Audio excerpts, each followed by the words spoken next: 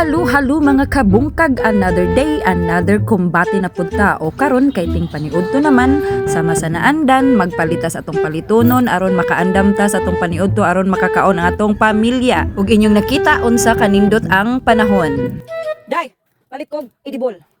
15 pesos. Mapil ka diri. 15 lang, 15. Ug ako nagdansad lanan. Diba? Guwapa kayo? Rains or House Club. Thank you. For today's video pala mga kabungkag, tayo ay magluluto, no? Kaya bumili tayo ng idibol. O bago tayo magluto, hiwain muna natin itong bombay. O dahan-dahan day. O ayan, tamatis na naman ang ating hihiwain. So ating paspasan para ating masugdan dayon ang atong pagluto karong adlaw. O di ba?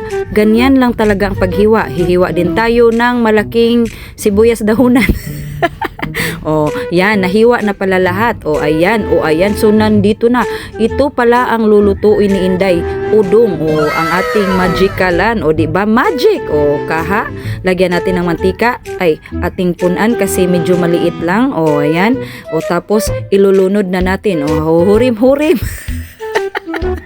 Ayan, ilulunod na natin ang ating mga sangkap para tayo ay maglunod na din ng ating sardinas gamit ablihan nato, gamit ang ato ang kagahi baani. O ayan, napakaganda ng ating kuko diring dapita o sardinas.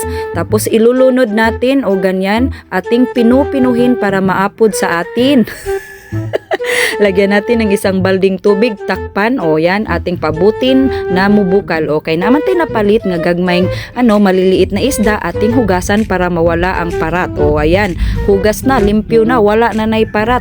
O kay ni bukal naman, o atong ilunod ang malaking hiniwa natin na sibuyas dahunan. Tapos, ayan, ilunod natin si udong. O ayan, udong. O, ikaw udong, hilig, jud kay kag barog-barog, udong.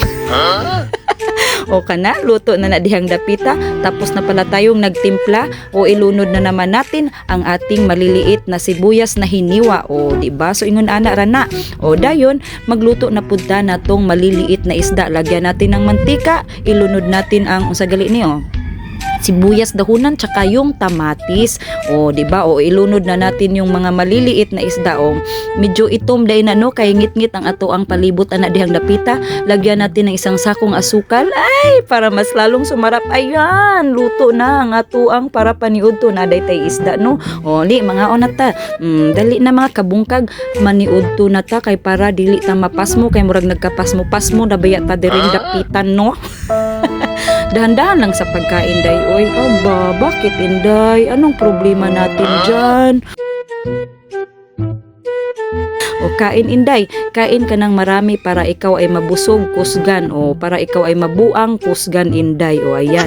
So muna, day no, nga to ang giluto nga pagkain. So tapos na. Thank you for watching, guys!